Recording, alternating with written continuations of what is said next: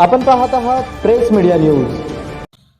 पत्नी नांदायला येत नसल्याचा राग आणि सासऱ्याच्या धमक्या. जावयाने मित्राच्या मदतीने केला सासऱ्याचा खून.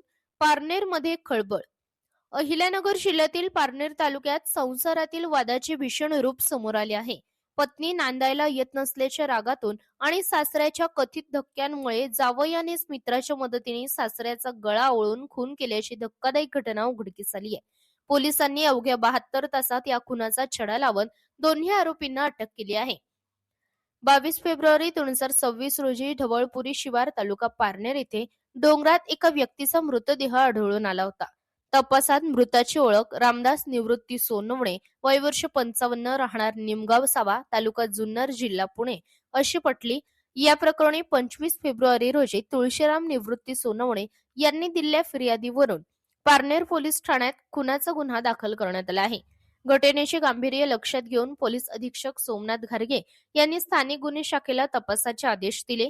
पोलीस निरीक्षक किरणकुमार कबाडी यांच्या मार्गदर्शनाखाली विशेष पथक तयार करून तांत्रिक व गुप्त माहितीच्या आधारे तपास सुरू करण्यात आला. तपासादरम्यान संशयाची सुई मृताच्या जावयाकडे वळली. पोलिसांनी अमित नारायण डुकरे, वय वर्ष 34, राहणार पारगाव तर्फे आळे, तालुका जुन्नर आणि त्याचा मित्र अमोल उत्तम डुकरे, वय वर्ष 31, राहणार औरंगपूर, तालुका जुन्नर यांना ताब्यात घेतले. चौकशीत दोघांनी खुनाची कबुली दिली आहे. आरोपी अमितची पत्नी गेल्या वर्षभरापासून माहेरी राहत होती. दोघांना 1.25 वर्षाची मुलगी असून कौटुंबिक वाद सुरू होते. चौकशीत आरोपीने सासरे वारंवार वाद घालत होते आणि मुलीला ठार मारण्याची धमकी देत असल्याचा आरोप केला. संतापाच्या भरात त्यांनी मित्राच्या मदतीने सासऱ्याला कारमध्ये बसवून नेले आणि गळा आवळून खून केला. त्यानंतर मृतदेह ढवळपुरी शिवारातील डोंगरात फेकून दिला.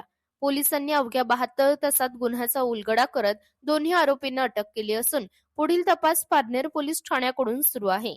ही कारवाई पोलीस अधीक्षक सोमनाथ घारगे यांच्या मार्गदर्शनाखाली स्थानिक गुन्हे शाखेच्या पथकाने यशस्वीरित्या पार पडली. कौटुंबिक वाद किती टोकाला जाऊ शकतो याचे हे धक्कादायक उदाहरण ठरले असून या घटनेमुळे संपूर्ण अहिल्यानगर जिल्ह्यात खळबळ उडाली आहे. प्रतिनिधी सूरज पारवे, प्रेस मीडिया न्यूज, अहिल्यानगर.